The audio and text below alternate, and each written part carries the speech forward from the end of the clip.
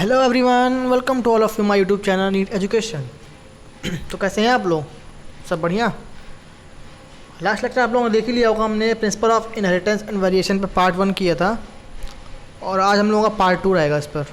ठीक है, मैं कम से कम पार्ट 4 तक बनाऊंगा इसके। ठीक है, इसके काफ़ी सारे क्वेश्चन हैं तो पार्ट 4 तक बनाऊंगा इसका और मॉलिक्यूलर बेसिस ऑफ इनहेरिटेंस के दोनों का पार्ट चार पार्ट बनाऊँगा। ठीक है, तो चलिए आज पार्ट 2 है और इसमें भी हम प्रीवियस ईयर क्वेश्चन करेंगे और जब भी previous year question series complete हो जाएगी फिर उसके बाद मैं आप लोगों के लिए टॉपिक वाइज सीरीज़ लाऊंगा इसकी। कैसी? टॉपिक वाइज, मतलब कि हर चैप्टर से टॉपिक वाइज क्वेश्चंस करेंगे तो इसमें लेक्चर ज़्यादा होंगे भले ही, लेकिन आपको कंप्लीट सिलेबस कंप्लीट हो जाएगा। अगर आपने मेरे साथ वो सारे टॉपिक वाइज क्वेश्चंस कंप्लीट कर लिए, मेरे सारे लेक्चर्स कंप्लीट कर लिए, तो आप समझ लीजिए आपका सिलेक्शन बायोलॉजी में तो 360 हो जाएगा, क्योंकि मैं एक एक लाइन से क्वेश्चन बनाऊँगा उसके। तो मेरे साथ प्रैक्टिस करते रहिए और तैयारी करते रहिए। ठीक है, तो वो वाली सीरीज़ भूलिए मत, क्योंकि उसमें कम से कम अगर बड़ा चैप्टर होगा तो कम से कम 8 से 10 लेक्चर बनेंगे। बड़ा चैप्टर होगा क्योंकि बड़ा चैप्टर जैसे मॉलिक्यूलर बेसिस ऑफ इनहेरिटेंस है तो सबसे बड़ा चैप्टर है पूरी बायोलॉजी में, तो उसके कम से कम 10 लेक्चर से तो नीचे लेक्चर बनेंगे ही नहीं। 10 लेक्चर से नीचे कोई लेक्चर बनेगा ही नहीं, क्योंकि पर लाइन से, मतलब कि पर लाइन से नहीं कह सकता आप, जो इंपॉर्टेंट मेन है मैं उनको कराऊंगा। जरूरी नहीं कि पूरे ही, मतलब कि हर लाइन से ये क्वेश्चन, ऐसा नहीं। जो मेन इंपॉर्टेंट क्वेश्चन है जो बन सकते हैं, ठीक है, लेकिन उसके क्वेश्चन थोड़ा स्पीड में करेंगे जो हम करेंगे।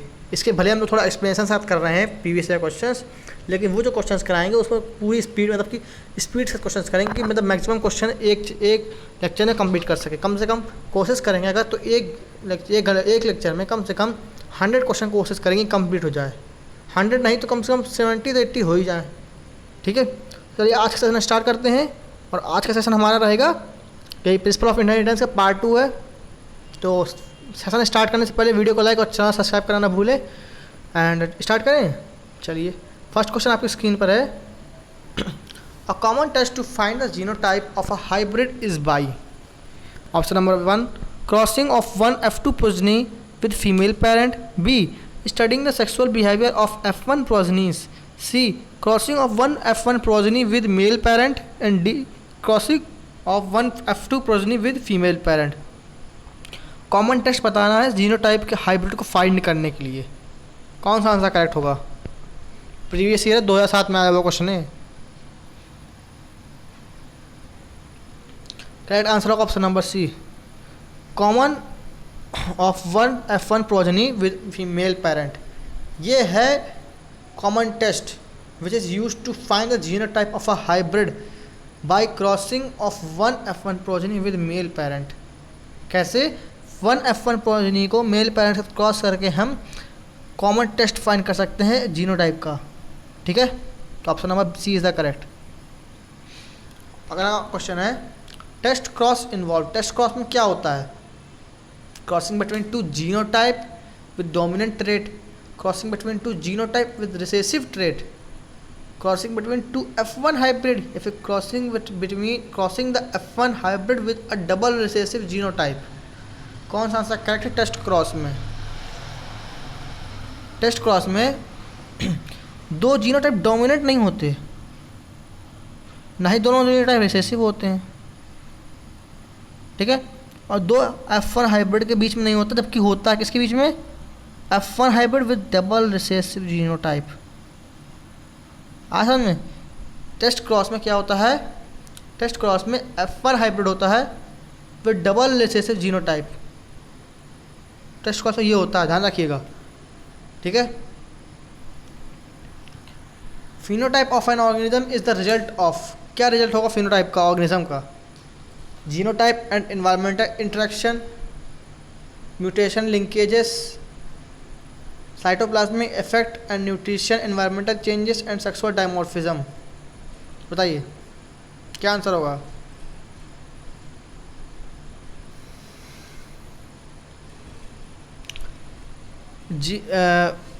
phenotype of an organism is the result of a genotype and environmental interaction। phenotype result किसका? जीनोटाइप और environmental interaction का। phenotype पता है मॉर्फोलॉजिकल फिजियोलॉजिकल एक्सप्रेशन, इंडिविजुअल के एक्सप्रेशन को जो एक और उससे ज़्यादा कैरेक्टर को शो करता है उसको हम कहते हैं phenotype। phenotype में मॉर्फोलॉजिकल फिजियोलॉजिकल कैरेक्टर जब एक से ज़्यादा शो होते हैं तो उसे कहते हैं हम phenotype। ठीक है, रिसेसिव के लिए रिसेसिव जीन में फिनोटाइप और जीनोटाइप सिमिलर होते हैं, और डोमिनेंट जीन में phenotype is same for both homozygous state. Dominant में जो फिनोटाइप होता है दोनों डोमिनेंट स्टेट्स के लिए सेम होता है, ठीक है। फिनोटाइप इन्फ्लुएंस होता है बाय एनवायरनमेंट और एज के साथ। किससे इन्फ्लुएंस होता है? एनवायरनमेंट और एज के साथ। जैसे जैसे आपकी एज बढ़ेगी, आपके मतलब कि जो आउटर बॉडी करेक्टर्स, जैसे आपकी स्किन हो गई, ये सब लूज होने लगती हैं। ये कनेक्टिव टिश्यू मतलब कि बाइंड होते हैं उससे, तो वो लूज होने लगते हैं और ब्रेक डाउन होते हैं, डिजेंट्रिग्रेट हो जाते हैं, ठीक है। A child definitely differs from adolescent. एक बच्चा जो होगा वो एडोलसेंट पीरियड से डिफरेंट होगा। क्यों? क्योंकि जो एडल्ट, फिर जब उसकी जब एज बढ़ेगी, एडल्ट में आएगा, फिर एज हो गए, तो सब उसके साथ साथ उसकी हर चीज़ चेंज होती है। ये कनेक्टेड टिश्यू मतलब काफ़ी सारे मसल्स के इन सब का ग्रोथ होता है, मॉर्फोलॉजिकल भी होता है, फिजियोलॉजिकल भी होता है। इसी वजह से फिनोटाइप में चेंज आते हैं, ऐसा में। और बहुत सारे फिनोटाइप डिटरमाइन होते हैं मल्टीपल जीन से। किससे डिटरमाइन होते हैं? मल्टीपल जीन से। इसलिए आइडेंटिटी ऑफ फिनोटाइप डिटरमाइन होती है जीनोटाइप और एनवायरनमेंट से, ऐसा में। और एज अगर होता साथ में एनवायरनमेंट के साथ, तो एज भी लगाते, क्योंकि एज से भी फिनोटाइप डिटरमाइन होती है आइडेंटिटी, ठीक है। तो करेक्ट आंसर होगा ऑप्शन नंबर ए। अगला क्वेश्चन है, a gene is said to be dominant. Gene dominant कब कहलाएगा? यदि it expresses its effect only in homozygous state, या फिर हेट्रोजाइगस स्टेट में, या फिर दोनों में, या फिर कभी एक्सप्रेस ही नहीं करेगा किसी भी कंडीशन में। बताइए डोमिनेंट कब कहलाएगा? डोमिनेंट का मतलब जैसे ये कैपिटल ए हो गया, ये स्मॉल हो गई, ये रिसेसिव हो गया, ये डोमिनेंट हो गया, ठीक है। अब ऐसा आपने देखा होगा अभी कभी कभार, कभी पढ़ा ही होगा, जब क्रॉसिंग कराते हैं तो ऐसी ऐसी प्रोजनी बनती है।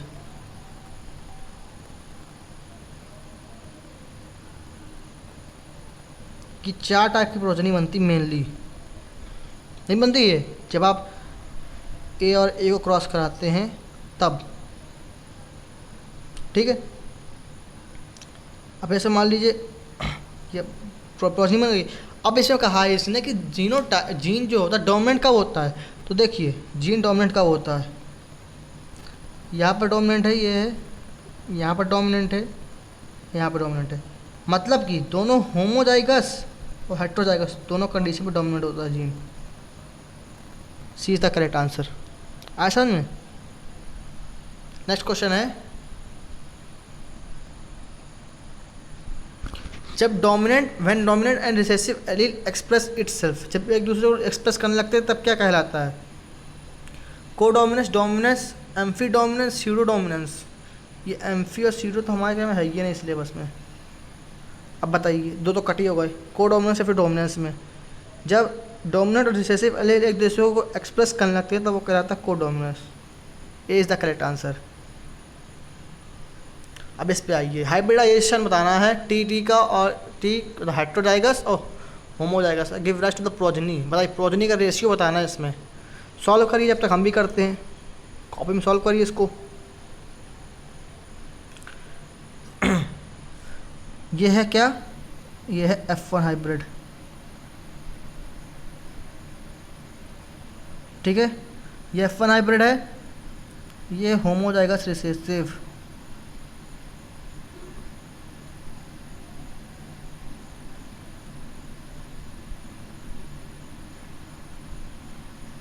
ठीक है। होमोजाइगस क्या रिसेसिव है, ओके। अब मैं आपको इसमें बता दूं कि जो जैसे टी कैपिटल टी, कि F1 हाइब्रिड हो गया, इसको हम होमोजाइगस रिसेसिव क्रॉस कराएंगे, ठीक है। तो ये क्या है? ये पेरेंट कंडीशन है, पेरेंट कंडीशन है, ठीक। जब क्रॉस कराएंगे तो क्या बनेगा? अब इसको पहले तो गैमीट्स तोड़ लें, ये गैमीट्स टूट गए, इसको भी तोड़ लें। ये क्या है? गैमीट्स से टूट गए। अब जब क्रॉस कराने की बारी है, इसका इससे होगा, इसका इससे होगा, तो ये बनेगा क्या? टी और टी और स्मॉल टी। मतलब कि ये टॉल हो गया, ये डॉर्फ हो गया, अगर आप मान लीजिए इसका भी इसके साथ करा लीजिए, फिर इसका करा लीजिए, तब भी ये एक और बन जाएगा टी और टी, ठीक है, और ये एक और स्मॉल टी बन जाएगा। तो चीज़ तो वही है ना, तो आप एक ही बार लिख लीजिए, इससे सही आप एक ही बार लिख लीजिए। जब इन दोनों क्रॉस कराएंगे तो ये बनेगा इसके साथ इसके साथ टी और टी और स्मॉल टी, ये दो बन गए। ऐसा में ये क्या, ये है अपना टॉल, ये है डॉर्फ, ठीक। तो रेशियो क्या आया इसका 1:1 आएंगे, तो 2:2 तो काट देंगे तो रेशियो सिंपलेस्ट रेशियो आएगा इसका, सिंपलेस्ट रेशियो आएगा 1:1, ठीक। ये जो बने हैं आप लोगों के ये चीज़, इन्हें क्या कहते हैं, इसे हम लोग कहते हैं टेस्ट क्रॉस प्रोजनी, क्या कहते हैं, टेस्ट क्रॉस प्रोजनी, ठीक है। तो रेशियो ऑफ द प्रोजनी क्या आएगी, प्रोजनी की ratio 1:1, option number C is the correct. अगले क्वेश्चन में कहा है चाइल्ड का ब्लड ग्रुप ओ है, ठीक है, पेरेंट का blood group can not be, क्या नहीं हो सकता पेरेंट का ब्लड ग्रुप, बताइए। जब ओ होता है तब क्या कंडीशन होती है, सोच लीजिए, बताइए। पेरेंट का ब्लड ग्रुप ए बी और ओ नहीं होगा, क्यों, क्योंकि जब ओ बी मतलब कि अगर चाइल्ड का ब्लड ग्रुप ओ है तो पेरेंट का ब्लड ग्रुप ओ और ए बी नहीं होगा, ठीक है। पेरेंट का ब्लड ग्रुप ए हो सकता है, A B, A cross B, parent का ब्लड ग्रुप में B A cross not A B, not O A O, it's A cross O, A cross B, B cross O, B cross A, ठीक है, O cross A and O cross B, ये होंगे parents के progeny, ठीक है। This is may be, okay, option number C is the correct.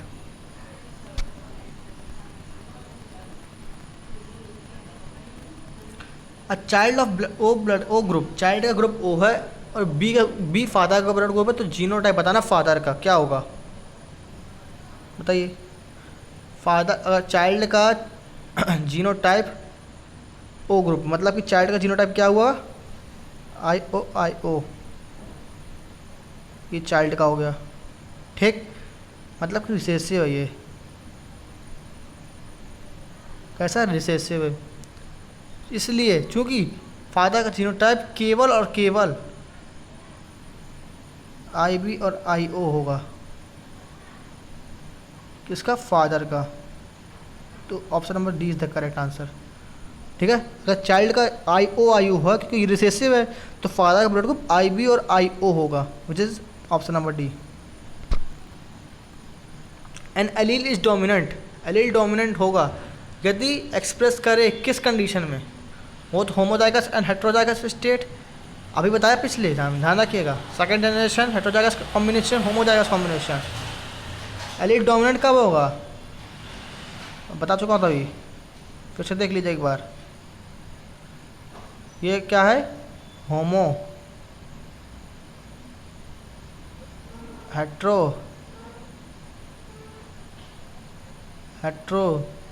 And this is also homo, ठीक है। अब देखिए ये कंडीशन हो गई, अब यहाँ पे देखिएगा, ये डोमिनेंट डोमिनेंट डोमिनेंट, मतलब कि हेट्रो और होमो दोनों में डोमिनेट करता है, तो option number is the correct. आया समझ में। An organism with 2 identical alleles, एक ऑर्गेनिज्म के पास 2 आइडेंटिकल एलील कब होंगे, दोनों आइडेंटिकल एलील, मतलब कि ए और ए, ये आइडेंटिकल एलील होगा, या फिर ए और ए ये आइडेंटिकल एलील होगा, तो ये होमोजाइगस कंडीशन होती है, ठीक है। A man of A blood group marries a women A B, एक मैन है जिसका ब्लड ग्रुप ए है, वो एक ओ मतलब कि वोमेन से मैरी करता है जिसका ए बी ब्लड ग्रुप है, किस टाइप की प्रोजनी इंडिकेट होगी मैन, मतलब कि what type of progeny would indicate that man is heterozygous, बताइए किस टाइप प्रोजेनी इंडिकेट होगी कि मैन हेट्रोजाइगस कहलाएगा। कहा मैन का ब्लड ग्रुप ए है, ठीक है, मैन का ब्लड ग्रुप ए है, तो मैन का क्या आएगा इसमें, आई ए और आई ओ, ये मैन का हो गया, ठीक। फिर कहा है वोमेन का ए बी है, तो मतलब वोमेन का क्या बनेगा, वोमेन का बनेगा आई ए और आई बी, ठीक है। जो क्या जीनोटाइप्स देंगे, बताइए जो क्या जीनोटाइप्स देंगे, they will gives genotype I A, I O I B, ठीक है, आई ए और आई बी, ये 3 जीनोटाइप देंगे, ये क्या देंगे, ये 3 जीनोटाइप देंगे, ठीक है। इसी चूँकि मैन का ब्लड ग्रुप ए है और वो जो ए बी वो तक की वोमेन ब्लड ग्रुप से मैरी करता है, तो बी प्रोजेनी इंडिकेट होगी कि मैन हेट्रोजाइगस है। कौन सी प्रोजेनी इंडिकेट होगी, बी प्रोजेनी इंडिकेट होगी कि मैन हेट्रोजाइगस है, क्योंकि ए तो इसमें भी, ए इसमें भी है, तो बी प्रोजेनी इंडिकेट होगी कि मैन हेट्रोजाइगस है। तो option number D is the correct, hence option number D is the correct. Multiple alleles control inheritance, multiple alleles inheritance control करते हैं किसमें, phenylketonuria, colour blindness, sickle cell anaemia या फिर blood group, बताइए। Multiple alleles control inheritance of blood group, blood group को inheritance control करती है, ठीक है। A B O blood group system होता है वो मल्टीपल एलिलिज्म के कारण होता है। कैसा, A B O blood group, एक जीन के पास मोर देन 2 एलील होते हैं, उसको हम क्या कहते हैं, मोर देन 2 एलील्स को हम लोग एक नाम और देते हैं, मोर देन 2 एलील्स को नाम एक और देते हैं, क्या, एलीलोमॉर्फ्स,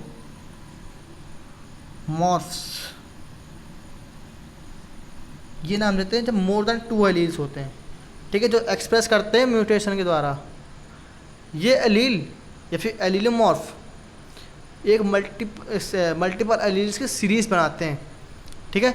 इसी वजह से जब मोड ऑफ इनहेरिटेंस होता है मल्टीपल एलील के केस में, तो उसे हम मल्टीपल एलीलिज्म कहते हैं। क्या कहते हैं, मल्टीपल एलीलिज्म, किसके, मोड ऑफ इनहेरिटेंस होता है मल्टीपल एलील्स के केस में, ठीक है। अब वेल नोन और सिंपलेस्ट एग्जांपल है मल्टीपल एलीलिज्म का कि inheritance of ABO blood group human beings में, ठीक। ह्यूमन पॉपुलेशन में 3 डिफरेंट टाइप के एलील कैरेक्टर मतलब पाए जाते हैं, जैसे आई ए, आई बी और आई ओ, 3 टाइप के एलील है जो कैरेक्टर शो करते हैं, आई ए, आई बी और I O A B blood group के, ठीक है। एक पर्सन के पास केवल 2 of these 3 alleles can and blood type can be determined, एक पर्सन के पास आई ए, आई बी और आई ओ में से केवल 2 हों ऐसे हो सकते हैं जो उसका ब्लड ग्रुप टाइप डिटरमाइन करता है। Option number D is the correct answer, blood group. Multiple alleles inheritance control करता है किसकी, ब्लड ग्रुप की।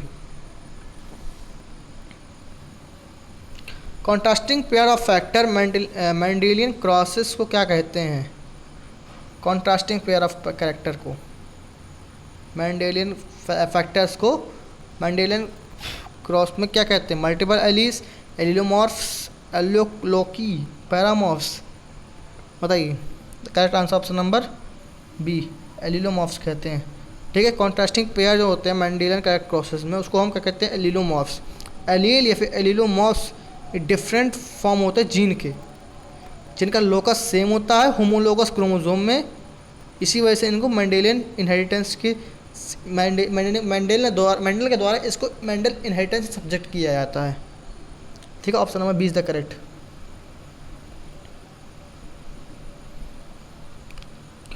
Mendel's law is last law क्या मेंडल का, सेग्रीगेशन, डोमिनेंस, पॉलीजेनिक इनहेरिटेंस या फिर independent assortment.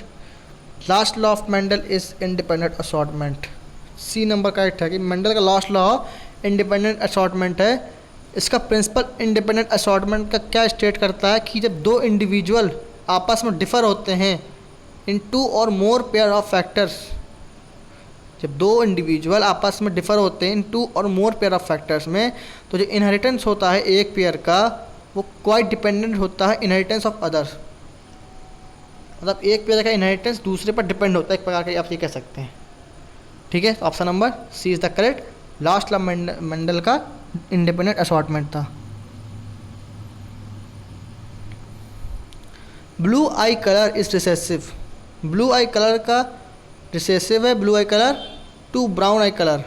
A brown eye man whose mother was blue eyed marries a blue eyed woman. ठीक है, फिर से क्वेश्चन पढ़ते हैं एक बार कि ब्राउन आइड मैन जिसकी मम्मी ब्लू आइड थी मैरिज करती है ब्लू आइड वोमन से। ठीक है, तो चिल्ड्रन क्या होंगे, वो दोनों ब्लू आइड होंगे और ब्राउन आइड होंगे 1:1 में, या फिर सारे आइड ब्राउन आइड होंगे सारे ब्लू आइड होंगे, या फिर दोनों आइड और मतलब ब्लू आइड और ब्राउन आइड का रेशियो 3:1 होगा। तो क्या आंसर करेक्ट होगा। ये रेशियो वाले क्वेश्चन बहुत आते हैं, ये क्वेश्चन 100% आएगा, ध्यान रखिएगा। प्रिंसिपल ऑफ इनहेरिटेंस रेशियो वाला टेस्ट क्रॉस, इन दोनों में से ये तो टेस्ट क्रॉस का आएगा, ये तो फिर रेशियो वाले में से आएगा। दोनों में से कोई एक क्वेश्चन तो 100% आएगा, गारंटी है इसकी। ठीक है, इसका आंसर क्या होगा, दोनों ब्लू आई होंगे और ब्राउन आई होंगे तो 1:1 होगा इनका। कैसा होगा, 1:1 होगा। ठीक है, जो ब्राउन आइड मैन होगा उसका जीनोटाइप क्या होगा, ब्राउन आई मैन का BB, ये ब्राउन आई मैन का होगा। उसकी वाइफ का क्या होगा, B और स्मॉल b और स्मॉल b। ठीक है, इसी वजह से इनका जब हम क्रॉस कराएंगे तो इसका आएगा 3:1।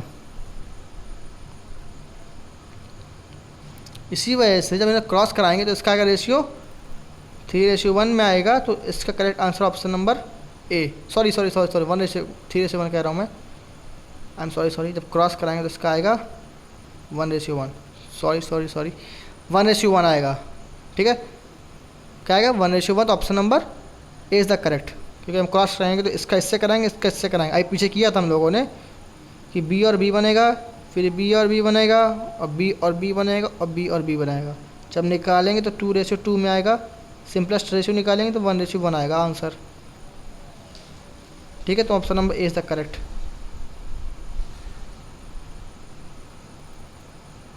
One ratio 1।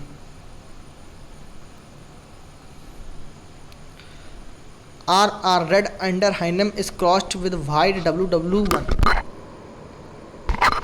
ठीक है, ऑफस्प्रिंग RW आर पिंक, जो ऑफस्प्रिंग आती है RW पिंक होती है। ये किसका एग्जाम्पल है बताइए।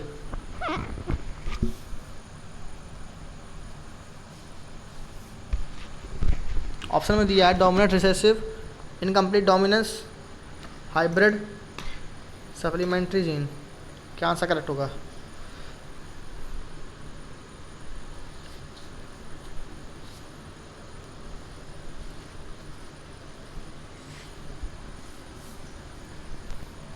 बताइए, B is the correct answer. Incomplete dominance होगा। किसका एग्जाम्पल है ये, इनकम्प्लीट डोमिनेंस का। ठीक है, जो इनहेरिटेंस होता है फ्लावर कलर का डॉग फ्लावर में, डॉग फ्लावर का दूसरा नाम क्या है, स्नैपड्रैगन या फिर एंटीराइनम। एंटीराइनम दिया, मैं स्नैपड्रैगन और लिख देता हूँ।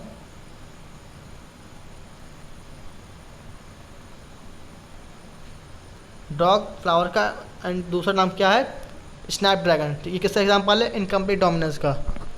इन a cross between true breeding red flower और ट्रू ब्रीडिंग वाइट फ्लावर के क्रॉस में जो F1 बनेगा वो क्या होता है, RR, जिसको हम कहते हैं पिंक। जब हम क्रॉस करते हैं ट्रू ब्रीडिंग रेड फ्लावर, किसका क्रॉस करते हैं,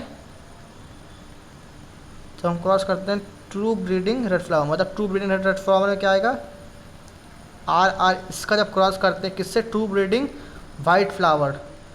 इसने वाइट फ्लावर WW ले लिया, हम स्मॉल r ले लेते हैं। ठीक है, तो F1 प्रोजेनी क्या बनेगी, F1 बनेगी R और R, जो क्या होती है, जो होती है पिंक, जो क्या होती है, जो पिंक होती है। जब इसी का हम सेल्फ करेंगे, इसी का हम सेल्फ करेंगे, तब जो F2 रिजल्ट होगा वो क्या आएगा, F2 रिजल्ट में 1:2:1। इसमें क्या आएगा रिजल्ट में, R और R R R R R, ये इसका रिजल्ट आएगा F2 का। ठीक है, F2 का रिजल्ट ये आएगा। आया समझ में? यहाँ पर जीनोटाइप रेशियो क्या आया? जीनोटाइप रेशियो क्या आया बताइए? This is the genotype ratio.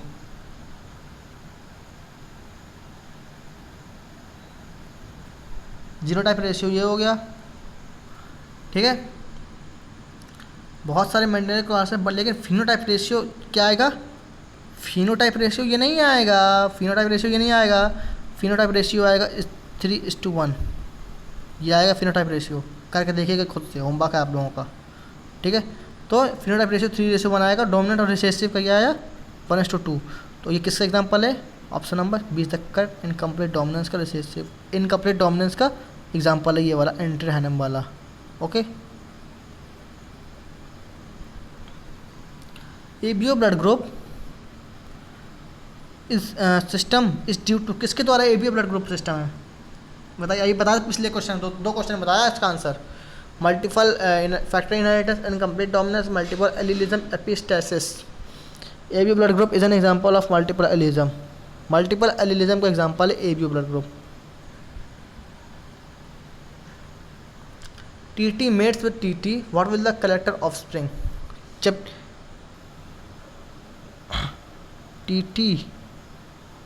TT से मेट करता है, तो आपको बताया, तो पहले ही बता चुका हूँ, इसका आता है 1:1। तो कितने परसेंट होगा? 50% डोमिनेंट है, 50%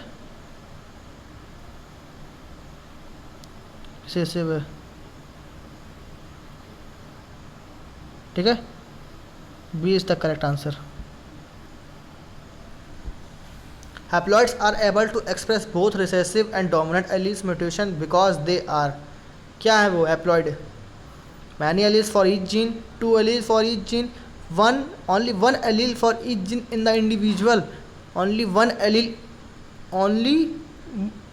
allele in a gene। बताइए, हैप्लॉइड आपस को मतलब कि खुद को एक्सप्रेस करते दोनों रिसेसिव और डोमिनेंट एलील में या फिर म्यूटेशन में। क्योंकि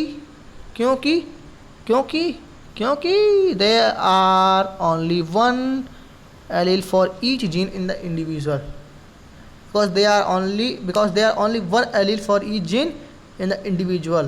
और जो डिप्लॉयड होते हैं ऑर्गेनिज्म में, वो कंटेन करते हैं 2 डिफरेंट एलील या फिर individual containing both dominant and recessive gene of an allelic pair. क्या करते हैं डिप्लॉयड ऑर्गेनिज्म? क्या करते हैं? कंटेन करते हैं 2 डिफरेंट एलील या फिर individual containing both dominant and recessive gene of an allelic pairs. ठीक है, तो हैप्लॉइड की बात हुई तो केवल only one gene for each gene in an individual. C is the correct experiment. अब देखिए, बता दें आपका क्वेश्चन है ये 2020 का, जस्ट रिसेंट का है ये, समझ लीजिए। Experiment verification of the chromosomal theory of inheritance was done by, किसके द्वारा एक्सपेरिमेंटल वेरिफिकेशन किया गया था क्रोमोसोमल थ्योरी ऑफ इनहेरिटेंस का? मेंडल, बॉवरी, सटन, मॉर्गन द्वारा किया गया था experimental verification chromosomal theory of inheritance का। ठीक है, सटन और बॉवरी ने क्या किया था? प्रपोज किया था क्रोमोसोमल थ्योरी ऑफ इनहेरिटेंस, लेकिन इसका वेरिफिकेशन हंट ने किया था, मॉर्गन ने। बता दिए, यह क्वेश्चन आया हुआ है ये 2020 में। थोड़ा डिफरेंस है, क्योंकि एक्सपेरिमेंट तो किया था इस पर वेरिफिकेशन एक्सपेरिमेंट किया था मॉर्गन ने, लेकिन इसको प्रपोज किया था सटन बॉवरी ने। ठीक है, D is the correct. What map unit centimorgan is adopted in the construction of genetic map? A unit of distance between gene or chromosome representing 50 cross pair crossover. A unit of distance between two expressed genes representing 10% crossover. A gene of distance between two expressed genes representing 100% crossover.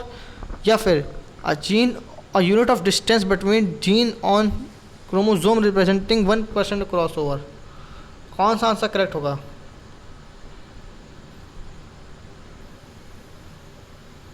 2019 का आया question है। D is the correct answer. Unit of distance between genes on chromosome representing 1% cross over. ठीक है, genetic map होता है वो linear graphic representation करता है सीक्वेंस और रिलेटिव डिस्टेंस का।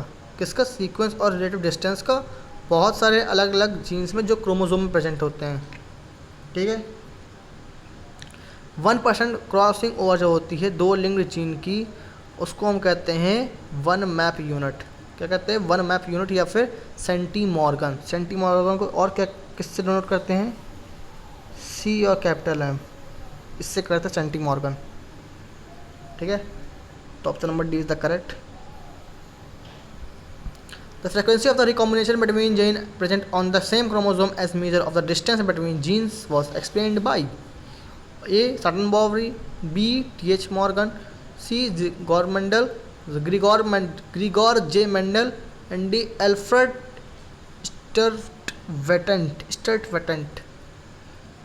स्टर्टवेंट।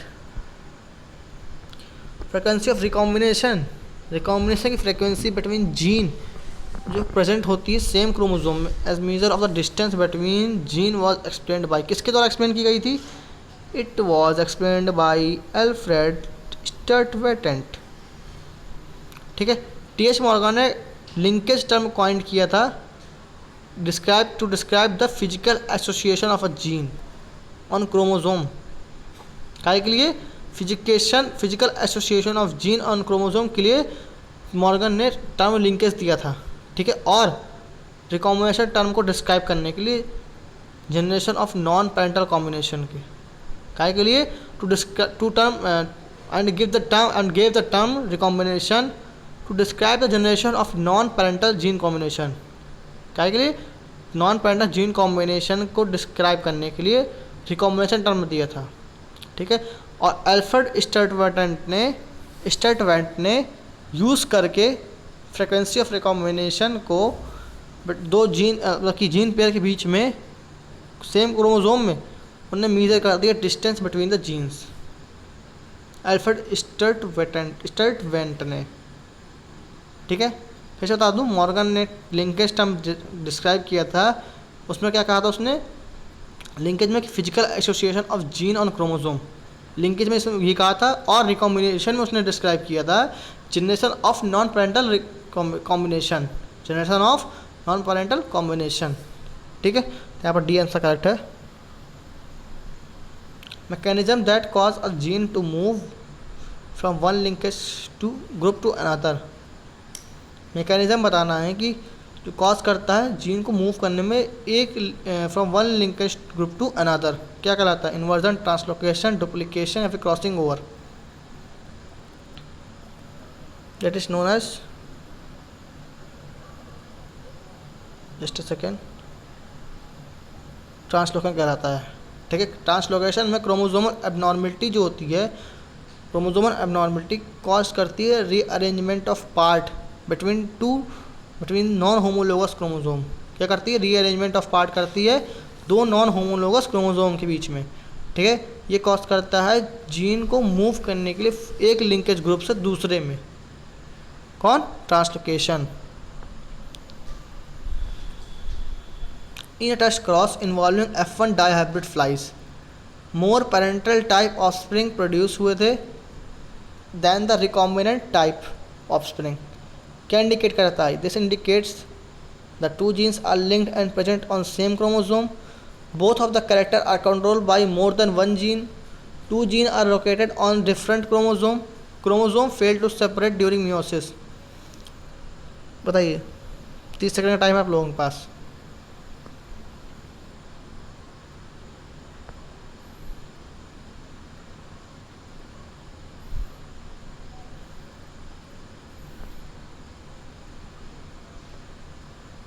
ये करता है two genes are linked and present on same chromosome.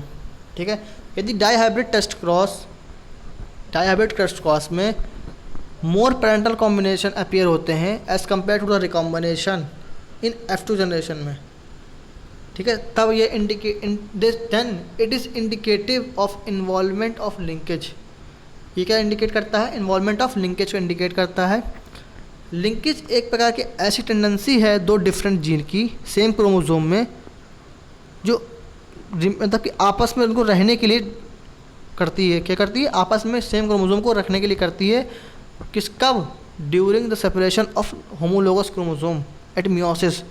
Meiosis के दौरान होमोलोगस क्रोमोसोम के सेपरेशन के दौरान उसको आपस में रखने के लिए लिंकेज यूज होता है। ठीक है। कंप्लीट लिंकेज पर कोई भी रिकॉम्बिनेशन नहीं होता है, कोई भी रिकॉम्बिनेशन फॉर्म नहीं होता है, जबकि इनकम्प्लीट लिंकेज पर कुछ रिकॉम्बिनेशन फॉर्म्ड होते हैं विद पेरेंटल कॉम्बिनेशन के साथ। कुछ रिकॉम्बिनेशन फॉर्म होते हैं विद पेरेंटल कॉम्बिनेशन के साथ। यहाँ पर ऑप्शन नंबर ए करेक्ट है कि दो जीन लिंक्ड होते हैं और प्रेजेंट होते हैं सेम क्रोमोसोम में। ठीक है। फिर वही आ गया लिंक स्टम्प किसने कॉइन किया? ही बताया जस्ट पीछे। लिंक स्टम्प कॉइन किया था किसने? मेंडल ने कि सटन ने? मॉर्गन ने किया था। ठीक है। बताइए आंसर इसका जल्दी से। Movement of a gene from one linkage group to another. एक लिंकेज ग्रुप से दूसरे में मूवमेंट क्या कहलाता है? अभी 2 क्वेश्चन पहले बताया है। Translocation, inversion, cross over, duplication. Movement of gene from one linkage group to another is known as translocation. एक जीन से दूसरे मूव करने के लिए ट्रांसलोकेशन कहते हैं। जैसे प्लांट्स होता है वाटर का ट्रांसलोकेशन होता है, वैसे ही। फूड कलर स्क्वायर्स में किसका एग्जांपल है? रिसेसिव एपिस्टेसिस का, डोमिनेंट एपिस्टेसिस का, कॉम्प्लीमेंट्री जीन का, इनहिबिटरी जीन का।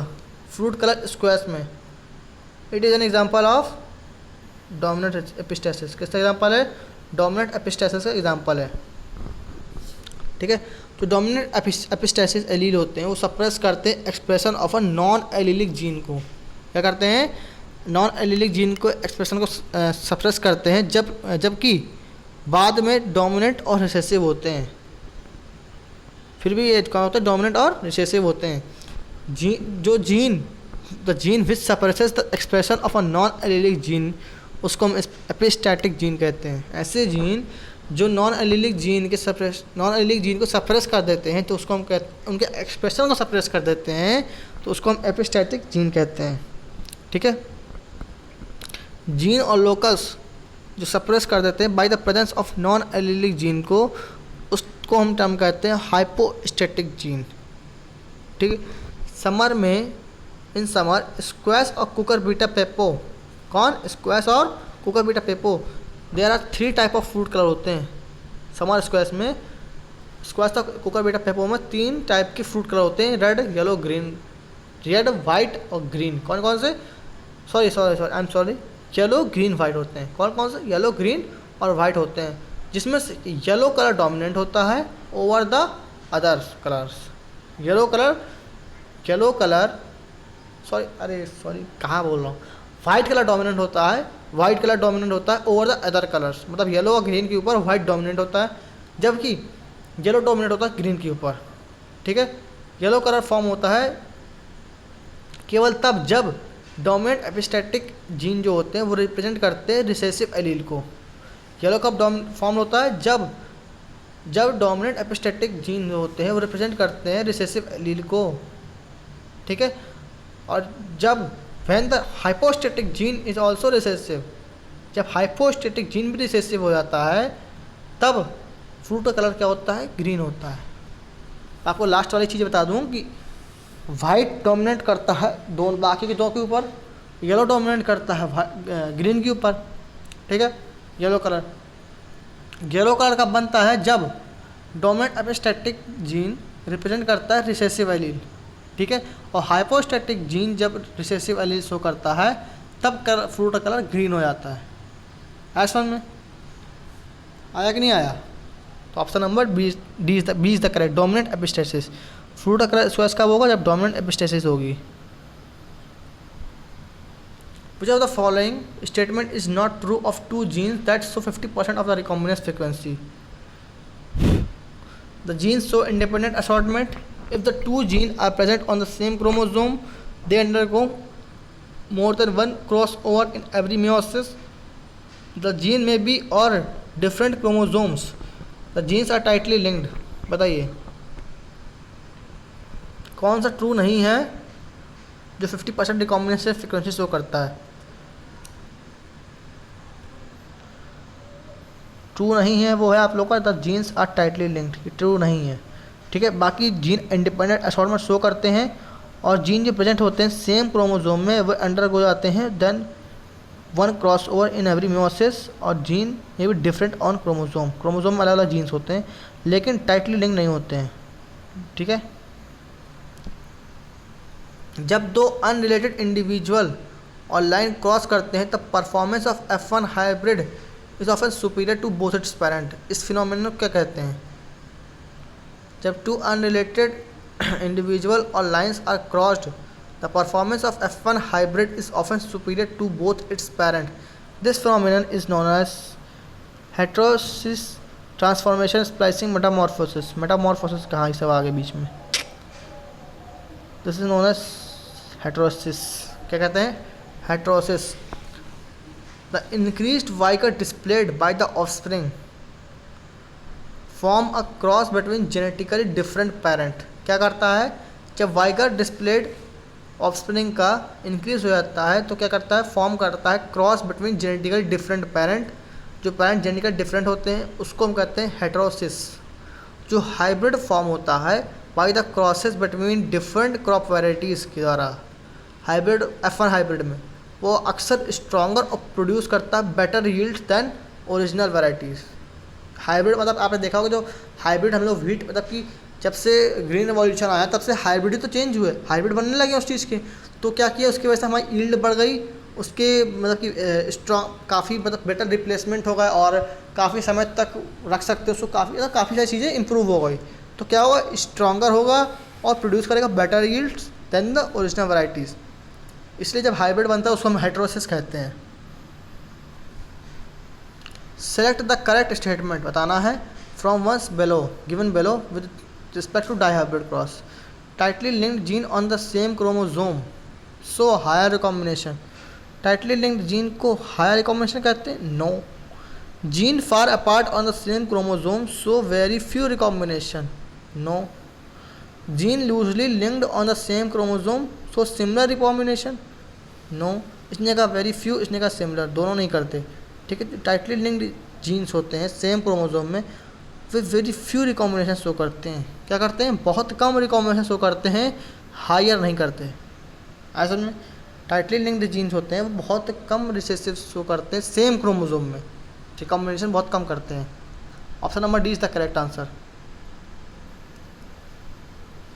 सो finally guys we have complete this session and I hope आपको वीडियो पसंद आई होगी। तो जल्दी से वीडियो को लाइक और चैनल सब्सक्राइब करना ना भूलें। ठीक है, अगला सेशन अभी इसी का पार्ट 3 आएगा, फिर पार्ट 4 आएगा, तो बने रहिए हमारे साथ। वीडियो को लाइक और चैनल सब्सक्राइब करना ना भूलें। बाय बाय गाइस, मिलते हैं नेक्स्ट वीडियो में और पढ़ाई करते रहें। All the very best.